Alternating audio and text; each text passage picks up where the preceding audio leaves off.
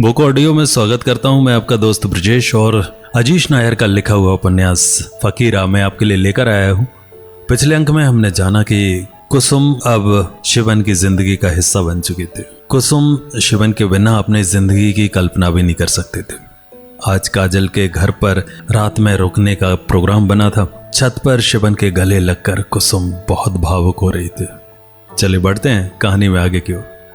जब जिंदगी में सब कुछ ठीक चलता है तब वक्त के गुजरने का पता नहीं चलता।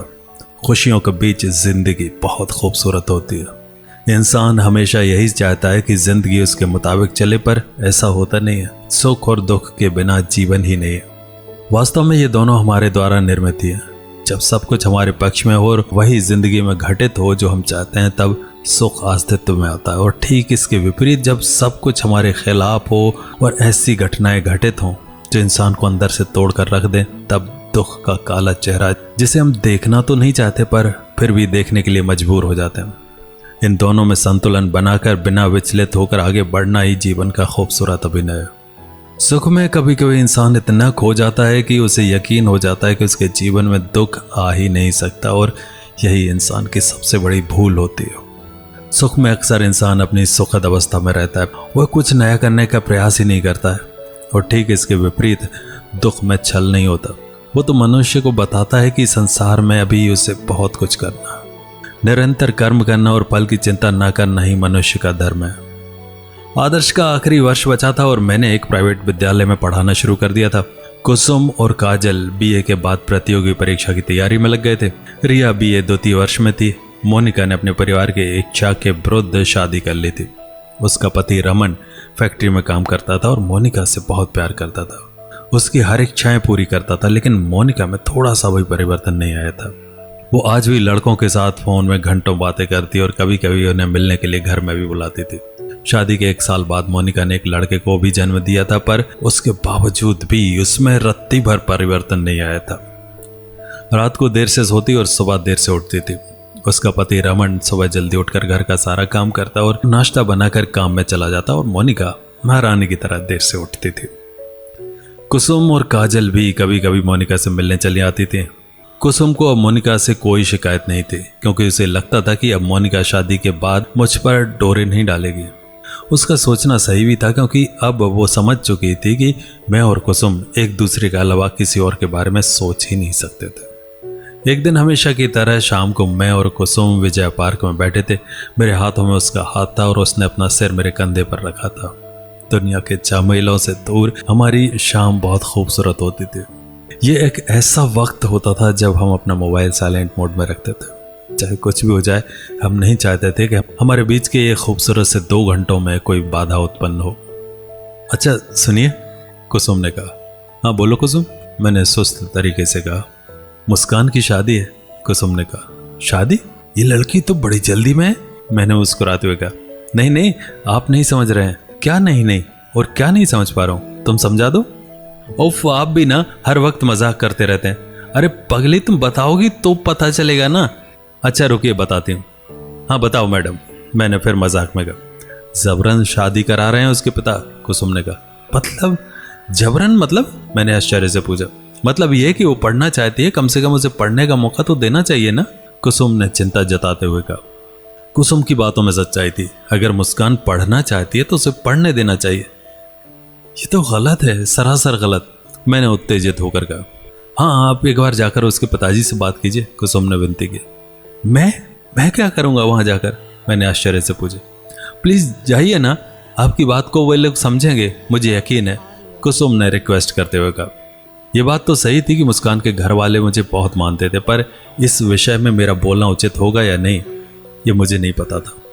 कुसुम ने रिक्वेस्ट की थी, उसकी बातों को काट भी नहीं सकता था, और काटता भी कैसे। कुसुम कभी गलत बोलती ही नहीं थी।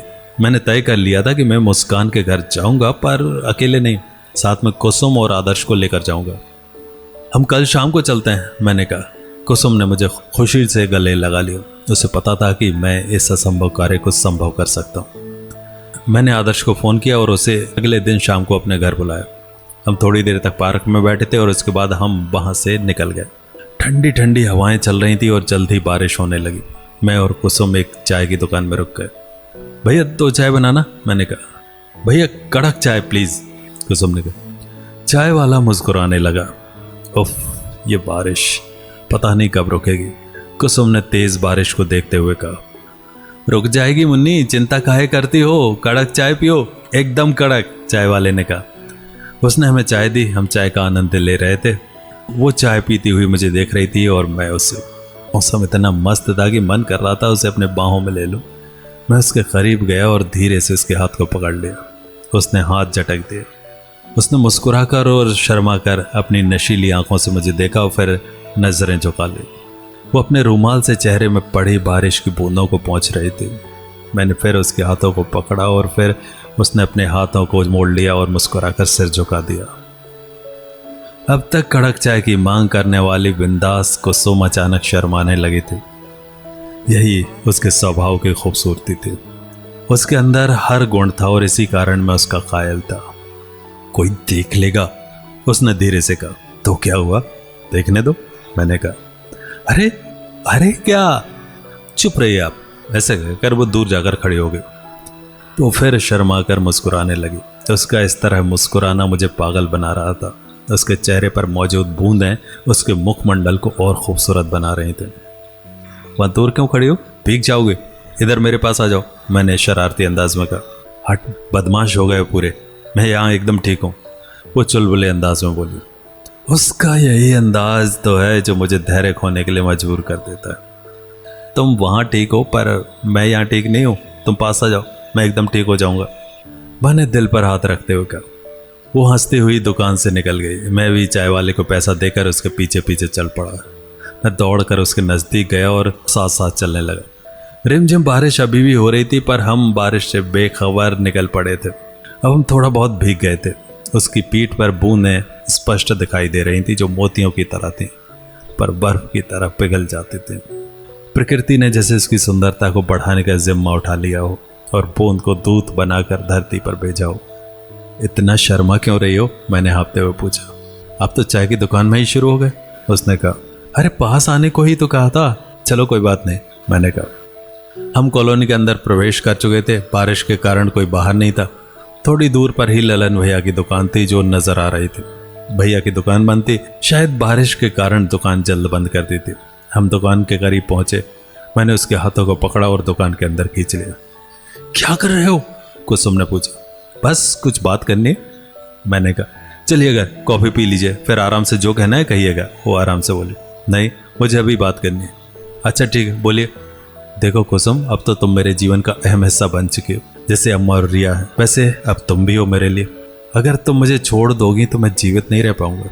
पता नहीं मैंने अचानक ऐसा क्यों कहा। ऐसा कहते हुए मेरे स्वर कांप रहे थे और ना चाह कर भी आंसू आंखों में आ गए। ऐसा मत सोचिए प्लीज, सच कहूँ तो I can't imagine my life without you. मैं आपके बिना अपने जीवन की कल्पना भी नहीं कर सकती। आप मेरी ज़रूरत, आदत, सब कुछ। ऐसा कहकर वो गले लग गए। अगले दिन शाम को आदर्श मेरे घर आया। वो थका हुआ था, उसके चेहरे पर थकावट साफ साफ नजर आ रही थी। अम्मा ने फटाफट शरबत बनाकर उसे दिया। शुक्रिया अम्मा। अरे बेटा, इसमें शुक्रिया की क्या बात है, तुम तो शिवन जैसे ही हो मेरे लिए, अम्मा ने कहा। मैं अपने कमरे से निकला और आदर्श के पास जाकर बैठ गया। अम्मा मुझे भी शरबत दो, मैंने कहा। अम्मा ने ला कर दिया। मैंने शरबत पिया और कुछ देर तक यूं ही हम चुपचाप बैठे रहे। तभी रिया आई। पढ़ाई कैसी चल रही है चुटकी, आदर्श ने रिया से पूछा। हाँ भैया, अच्छी चल रही है, रिया ने उत्तर दिया। मैं कुसुम का इंतजार कर रहा था ताकि हम तीनों मिलकर मुस्कान के घर जा सकें। थोड़ी देर में कुसुम भी आ गई। बोलो शिवन, क्या काम है, आदर्श ने पूछा। मैंने और कुसुम ने सब कुछ बताया। अच्छा ठीक है, पर इसमें हम क्या कर सकते हैं, ये मुस्कान के परिवार का मामला है, हमें इसमें हस्तक्षेप नहीं करना चाहिए, आदर्श ने कहा। हाँ आदर्श, तुम ठीक कर रहे हो, पर मुस्कान नहीं चाहती शादी करना, मैंने कहा। तो ठीक है, ना करे। आदर्श बहुत प्रैक्टिकल बातें कर रहा था। एक सफल वकील बनने की राह में था मेरा दोस्त। क्या शिवन, कुसुम और आदर्श मुस्कान की शादी रोक पाएंगे? जानेंगे अगले अंक में। नमस्कार।